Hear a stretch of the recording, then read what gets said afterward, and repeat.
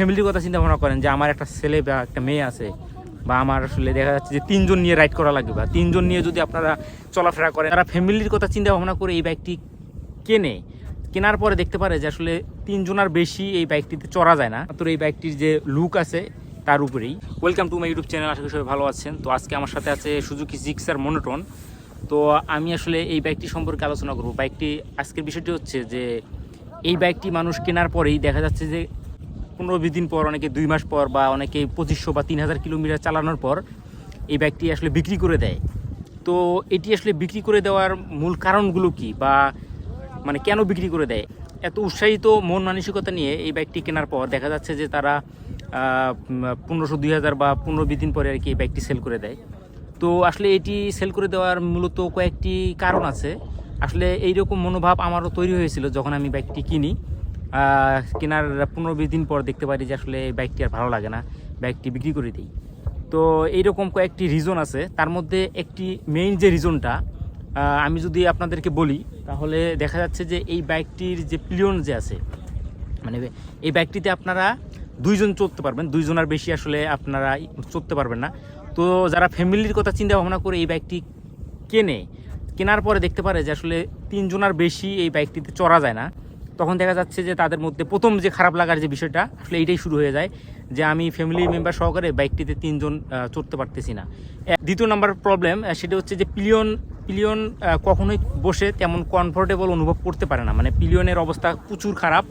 এটার কারণ হচ্ছে, আমি যদি আপনাদেরকে দেখাই যে এই বাইকের যে আপনারা এই সিটটা যে দেখতে পাচ্ছেন, তো এটা হচ্ছে আসলে পিলিয়ন সিট। তো এই সিটটা এমনভাবে তৈরি করা যে এখানে যদি কোনো আপনার ফ্যামিলি মেম্বার নিয়ে বসেন, এবং যদি মহিলার ক্ষেত্রে হয়, তো তাদের ক্ষেত্রে দেখা যাচ্ছে যে সময় সামনের দিকে ঝুঁকে যায়। সামনের দিকে ঝোঁকার কারণে দেখা যাচ্ছে যে যে বাইক রাইড করে তারও কমফোর্টেবল ফিল হয় না। আবার দেখা যাচ্ছে যে বাইকটা আসলে পুরো রাইডটাই দেখা যাচ্ছে যে খুব একটা কমফোর্টেবল অনুভব হয় না। আরেকটি মেন কারণ হচ্ছে যে একটা ছোটো বাচ্চা সহকারে কোনো মহিলা মানুষ এই বাইকের পিছনে বসে, তো দেখা যাচ্ছে যে সে কোনো ভালো কমফোর্টেবল অনুভব করতে পারে না। তো ওই সময় আসলে সিদ্ধান্ত নেয় যে বাইকটি আসলে বিক্রি করে দেবো। আর এই বাইকটি আপনারা দেখতে পাচ্ছেন যে এই বাইকটি আসলে দেখতে কিন্তু মানে এই বাইকটি দেখতে খুবই আর কি ছোটো দেখা যায়। বাইকটি দেখতে খুবই আর কি ছোটো, অনেকেই বলে যে খেলনা গাড়ির মতন। তো আসলে বলতে গেলে ওই রকমই। তো নেগেটিভ স্পোর্ট ক্যাটাগরির যে বাইকগুলো সাধারণত আপনার এইরকমই দেখা যায়, দেখতে আর কি অনেক ছোট দেখা যায়। কিন্তু এই বাইকটির মূল যে বিষয়গুলো, এই বাইকটির লুক অনেক সুন্দর।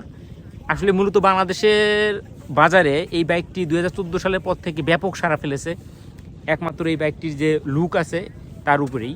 আর 2 লক্ষ টাকা সেগমেন্টের মধ্যে এইরকম লুকের বাইক আমি মনে করি যে অন্য কোনো কোম্পানির আসলে হবে না, আমি মনে করি। কিন্তু যদি আপনারা ফ্যামিলির কথা চিন্তা ভাবনা করেন যে আমার একটা ছেলে বা একটা মেয়ে আছে, বা আমার আসলে দেখা যাচ্ছে যে 3 জন নিয়ে রাইড করা লাগবে, বা 3 জন নিয়ে যদি আপনারা চলাফেরা করেন মানে বেশিরভাগ, তো সেই ক্ষেত্রে আসলে এই বাইকটি আসলে আপনাদের জন্য না। আসলে এই বাইকটি মূলত যারা শৌখিন তাদের জন্যই, যে 2 জন বা 1 জন কোনো সমস্যা নাই। তো আপনারা যদি দেখা যাচ্ছে যে 3 জনের কথা চিন্তা ভাবনা করেন, তাহলে আমি বলবো যে এই বাইকটির কেনার মানে ডিসিশন চেঞ্জ করাই আমি মনে করি যে বেটার। তো তাছাড়া আরেকটি বিষয় হচ্ছে যে এই বাইকটিতে আপনারা 1500 থেকে 2000 কিলোমিটার অবধি পর্যন্ত তেমন কোনো কমফোর্টেবল অনুভব করতে পারবেন না। এটা আপনার আমি যদি বলি যে সামনে যে শকআপ আছে, মনোশক সামনে যে টেলিস্কোপিক সাসপেনশন, এবং হচ্ছে পিছনে হচ্ছে মনোশক সাসপেনশন। এই সাসপেনশন দুটোর কমফোর্টেবল পাইতে গেলে অ্যাটলিস্ট আপনাদেরকে 5000 কিলোমিটার প্লাস রাইড করতে হবে। আমি এখন বর্তমানে এই বাইকটিতে প্রায় 6500 কিলোমিটার রান করেছি, 6500 কিলোমিটার আর কি অলরেডি ক্রস। তো দেখা যাচ্ছে যে এখন আমি বুঝতে পারতেছি যে এই বাইকটি আসলে মানে কীরকম। এই বাইকটি আসলেই অসাধারণ, দুর্দান্ত পারফরমেন্স দিয়ে থাকে, এবং টপ স্পিডও মোটামুটি প্রায় আপনি 130 থেকে 125 এর মধ্যে পাবেন। আর যদি আপনারা হচ্ছে রেসিং সিডিআই বা রেসিং প্লাগ লাগান, তাহলে তো 165 160 অ্যারাউন্ড এইরকম আপনারা পেয়ে থাকবেন। কিন্তু এটার পিছনে আরও অনেক কারণ আছে। আমি অন্য একটি ভিডিওতে রেসিং সিডিআই লাগালে এই বাইকের ইঞ্জিনের কী অবস্থা দাঁড়াতে পারে, বা এই বাইকটির কন্ডিশন কী হতে পারে, সেই বিষয়ে একটি নেক্সট টাইম আর একটি ভিডিও দেবো। তো আজকের ভিডিও এই পর্যন্তই। সবাই ভালো থাকবেন, সুস্থ থাকবেন। অবশ্যই আমার চ্যানেলটি সাবস্ক্রাইব করবেন পরবর্তী ভিডিও পাওয়ার জন্য। আল্লাহ হাফেজ।